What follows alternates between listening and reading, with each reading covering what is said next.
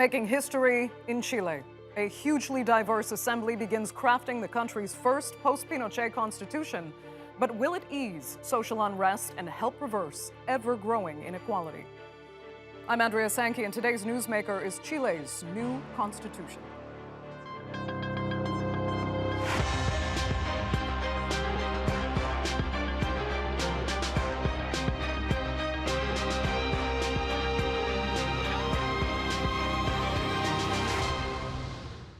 It is the first ever constitution to be drafted equally by both men and women. And for many, it is Chile's best hope for ending decades of deep social inequality.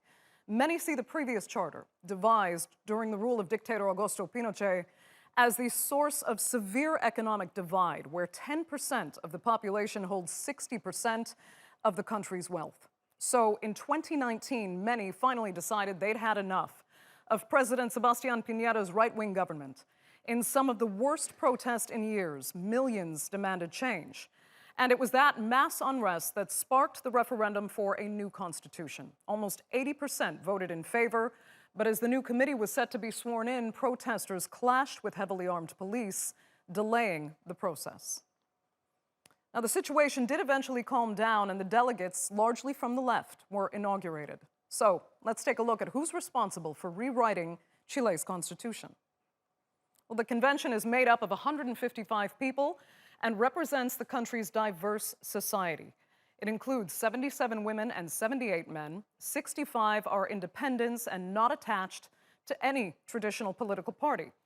And 17 are from Chile's indigenous population, and that includes the newly elected Assembly President, Elisa Loncón. The university professor and Mapuche activist is from Chile's largest indigenous group. She hopes to reverse the marginalization of Chile's indigenous people while transforming the country. This convention today that I have the responsibility of presiding over will transform Chile, a plurinational Chile, an intercultural Chile, a Chile that does not go against the rights of women, the rights of citizens, a Chile that looks after Mother Earth, and a Chile that safeguards water against being dominated. Well, joining me now to discuss how the new constitution will be drafted and how much it can really change for Chile is from Santiago, Sergio Bitar, a former minister under President Salvador Allende who was detained under the regime of Augusto Pinochet. From Valparaíso is former Chilean ambassador Fernando Ayala. And also in Santiago is Boris van der Spek. He is a journalist and the editor-in-chief of Chile Today News. We did reach out to members of the government and those on the right as well for their participation, but unfortunately received no response. So thank you very much, all three of you, for joining us. Sergio, let me start with you in Santiago. How confident or even how skeptical are you feeling about this new assembly? Will its diversity actually bring, the change the country needs or potentially bring greater complication? Well, thank you, Andrea. I am very confident that we will be able as a country to come out with a legitimate constitution, not that one imposed during the dictatorship, in spite of all the amendments, more than 50 amendments that have been made during the democratic period since 1990. However, I think that this time we are facing two challenges. One is to search for a new way for Latin America in general. It's not something only for Chile. To come out of the pandemic, reduce inequality, strengthen the basic needs of the population, and at the same time, participation for representative democracy and the role of women. So, and the future. What are we going to do with the climate change, with technology, with inequality?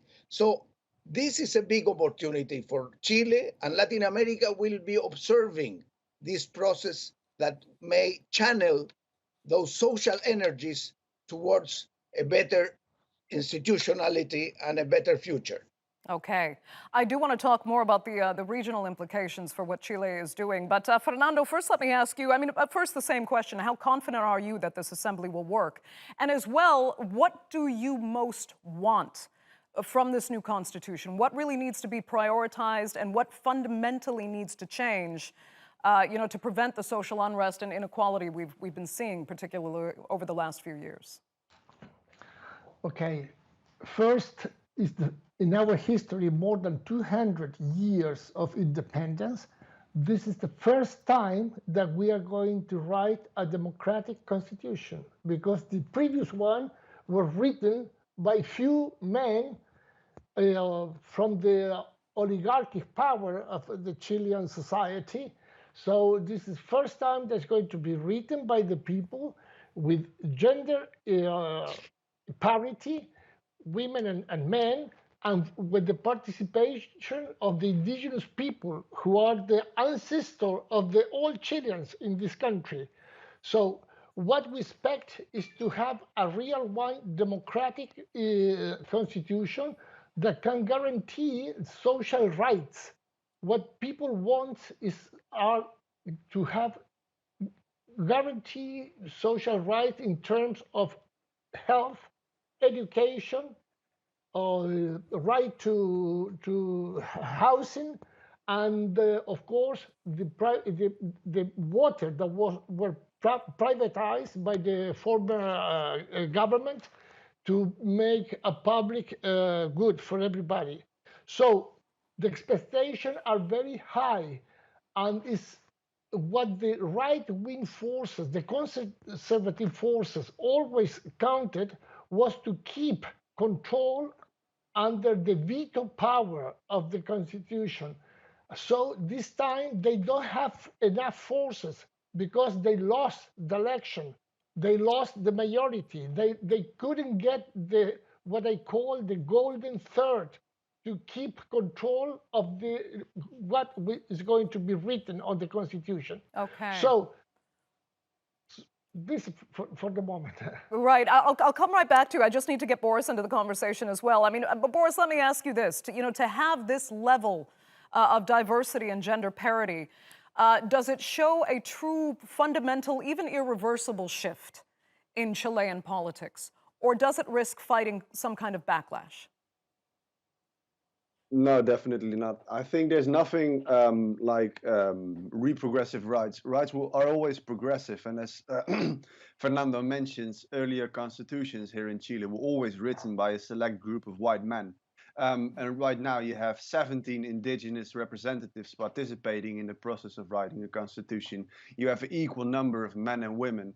And I think what's very important in this constitutional assembly is the fact that so many representatives are not bound to a certain political ideology. They come, they're activists, writers, lawyers, name it. They really represent Chilean society. And I also think what's really important is that many of the people who are today part of this constitutional assembly were also part of the mobilizations and the protests that started in October 2019 and that eventually led to the writing of this constitution. So you've got an assembly that's way more connected to the society, while before you had this small group of people who behind closed doors made deals with big enterprises, wrote a constitution, and were completely disconnected with society. And you see still the traditional politics in Chile still lack to understand what's really going on in Chile, while at the same time you have right now this beautiful diverse group of 155 constituents writing a new constitution and really are on level on what's going on in Chilean society. Right. I mean, it sounds, revolutionary, the way it's being described. Let me ask Sergio then, speaking of revolutionary, you served under President Allende. I hope that Chile is not anywhere near in the same position it was back at that time when I asked Boris about a potential backlash. Because when a left-wing government came to power, in large part to address the miserable social inequality that also existed at that time, there was a terrible backlash in the form of a military coup, and that made Chile live under the dictatorship of Pinochet for more than a decade after that. I'm hoping you'll say that there are none of the conditions that existed then exist in Chile today, so that this transformation can go forward peacefully without the backlash I referred to. Well, it's another country. That's good. That happened 50 years ago. It's a country that has had a lot of progress in the United Nations UNDP development program, where they measure the human development of the country by indexes. Chile appears the first in the last many years. So we have a better country. We have had 30 years of democracy, at least 25 years of democracy in a center-left orientation. So this is a progressive process towards improving democracy, increasing equality, and amplifying participation. The big demands of the Chilean society is to empower people, to reduce concentration of power, expand rights, as Fernando said, and Boris, and also to achieve this through an institutionalized process peacefully. So I think that those are the characteristics. It won't be easy. Those changes are not easy, but I think they are achievable, and everyone in Chile should help this process to be successful. Right. But at the same time, just one word, this is very relevant at this moment in the whole region of Latin America, where people are demanding more rights, more equality, and more participation.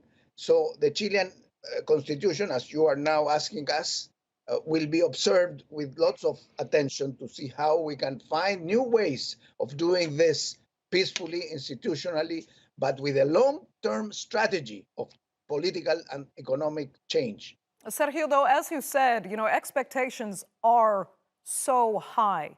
So will people be angry if those expectations are not met? I mean, how much do Chileans really have to start managing their expectations right now? You are asking me again? Yes, go ahead. Okay, so let me say that expectations, as a very important philosopher, French in the US, when he analyzed the revolution in France also, he said demands increase when an expectation increase when this economic situation is improving more than when you are living under pressure and misery. So Chile has the possibilities now to fulfill those needs, but that will need, for instance, a tax reform, more international financing and global understanding to finance health, to finance vaccines, to improve the quality of education and housing and security, to advance on water, the right of water for everyone, the right of digital access and infrastructure. So I think those are achievable progressively results. And I think those expectations are positive and people are very realistic. I don't think that there is a revolutionary spirit in the sense of changing everything and not achieving much. Okay. Those in complex society are progressive. Fair enough. Fernando, do you think Chileans are going to be okay, Boris, go ahead. Yeah, go ahead. Really quick, I don't completely disagree with the people are completely realistic, and I think that is a bit of a danger that we see right now in Chile. There are many people who actually feel that the constitution here in Chile is completely gonna change their life. And of course, a constitution, I mean, it's the Carta Magna, it's basically the fundament of any country. But at the same time, there are many people here in power or big companies, a small elite of groups, and they are not really willing to let go of that power. And the new constitution will mean for them that they will have to seize some of the power that they currently have. So the process of implementing the new constitution is going to be even more interesting than writing the new constitution. And it will take some time for this new constitution to really come into effect here in Chile. And it might be a danger. I think it's a really good question that Chileans have really high expectations of the process. I mean, the last couple of years have been really emotional for many Chileans. And it might be a disappointment to see for them that changes won't come as fast as they wish. Right. Fernando, what's your take on that? Do you expect Chileans to be realistic and be able to manage expectations, or might they be too disappointed too fast? I wish to believe that we are going to be realistic, but sometimes I have some doubts. First, for the first time, we have the possibility to write a truly democratic constitution. But the problem is that the center and left-wing forces are the majority, and always the left tend to divide themselves in different groups and their maximum aspiration of some small groups. So I hope that this majority, the consistent majority of the center and left constituencies, will try to reach a very democratic constitution and realistic according to the possibilities of the country.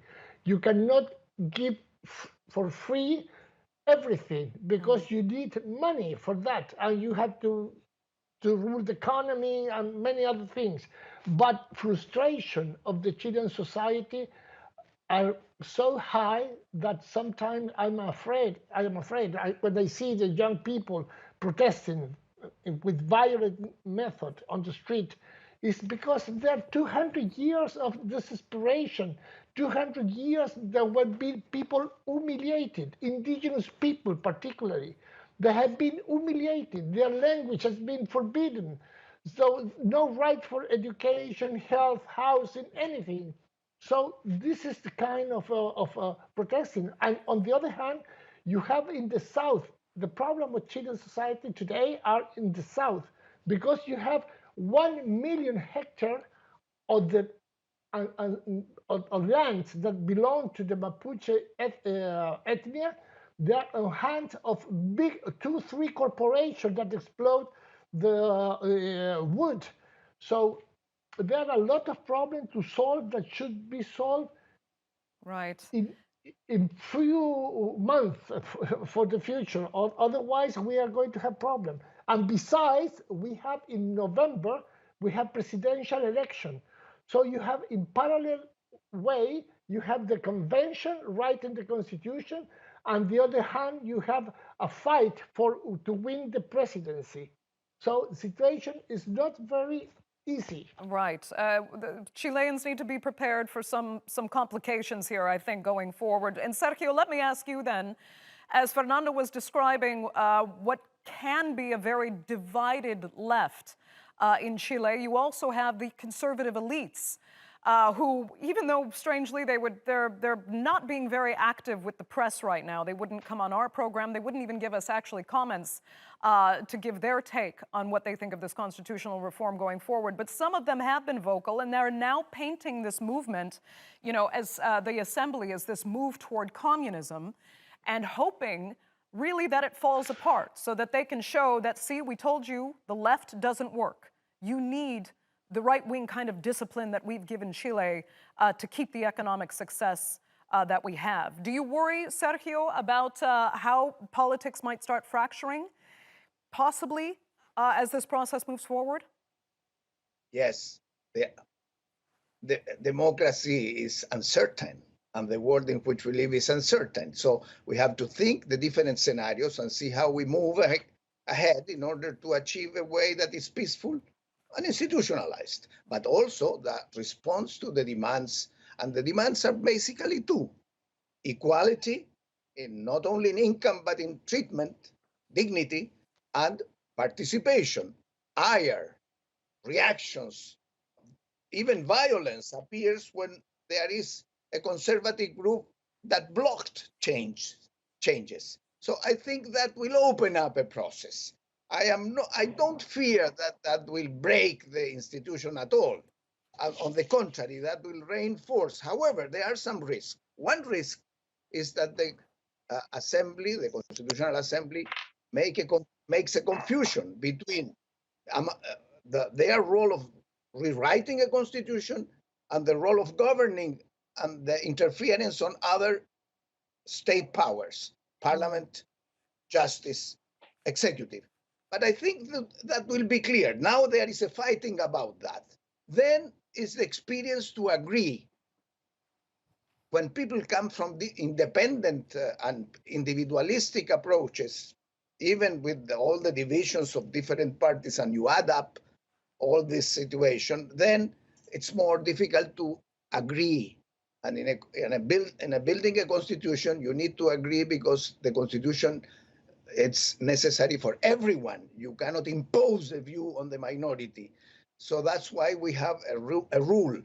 2/3 must approve every basic change before a new referendum that will come out after the writing of the constitution. So it won't be easy. There is a risk.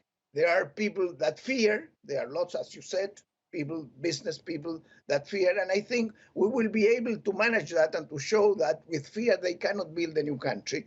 And we can move ahead. We have done that in the last years. And I am confident that we can achieve. I do appreciate your optimism. It is good to hear, and we all hope that that is what will be evident in Chile going forward. But Boris, let me ask you. I'd like you to comment, if you can, on the potential political fracturing we might see, the role of the conservative elites, and the fear mongering that might be taking place. That this is, a potential return to communism that all Chileans should be fearing, and also the comments about the assembly itself, people complaining that too many members are just, too inexperienced, and there's too much unknown and unpredictability with this 155-member assembly, saying that that's a risk as well. Well, of course, writing a new constitution is an unpredictable process, especially because it's so historic for Chile. It never happened before in democracy. But you got to give them the time and the possibility to make something of it. Putting pressure on the process constantly and fear-mongering, as well as you say, is not going to help anything. But on the other side, it's fair to say that fear-mongering and the politics of fear in general are part of a large group of politicians from the far right in Chile. Basically, the agenda that had the current Chilean president, Sebastián Piñera, elected in 2017 was turning Chile, that if the left will get chosen, Chile would get turned in Venezuela, Chilezuela, he said. Communist is still like an insult here in Chile because of the propaganda set during the dictatorship years. So basically the entire right rules on a platform of fear, and that's something very dangerous. When you talk about fracturing in politics, that's something that's already happening, I think. The left is not, I mean, it's more united than it was before, and it's still looking to become more united. But of course, you have the left, the center left, which has been part of the ex-concertación for 3 decades. And also they have a lot of economic power, which they will lose at some form during in a new constitution. And of course, this right. So this is probably the biggest danger for the constitutional process, is the way politicians are acting, because they should support this process. They should be giving help to the constituents and not constantly putting fear into this process, not constantly trying to divide everyone. That's the biggest fear, I think. And it's interesting, Boris, because you made the point earlier that it's good that this process will not be held behind closed doors. You think that's a good thing, but there are some that argue it's not, because the delegates will not be able to be fully honest, really, and engage, in the kind of concession-making negotiation that's necessary to make this process work if they're going to be watched all the time. Well, I mean, it's not like they're in some big brother house constantly together and they constantly have, I mean, they do have conversations behind closed doors, of course. But the main sessions, the sessions in the Constitutional House, those are public, those are live. And I think that's very important. Okay. Because, for example, the last constitution was written behind closed doors. But of course, there will be behind the door sessions with some negotiations there. Right. Fernando, you agree there? More or less, because for the Chilean society today, it's not acceptable if it's not transparency on the decisions and discussion. So I think that the people are very upset with the traditional politicians, because they used to say, we arrange these matters in the kitchen. A few people from different parties, we can get agreement behind the people. So people are not, for the Chileans, are not acceptable today this kind of situation. So we have a big problem with the legitimacy of the political parties in general. The traditional political parties, they lost confidence of the people. Today, what we have is a new generation of a young leader from the student movement that today are running some different left-wing oriented parties. And on the other hand, Chile is a very particular country because we have a communist party with a presidential candidate who is leading the surveys. The communist candidate is leading the surveys. So it's very unusual, the situation for everybody. And that's the reason why the conservative forces are completely afraid. They are completely afraid of what is going on because for the first time in more than 200 years, they are losing control of this society. They are losing the power that they used to have. Okay.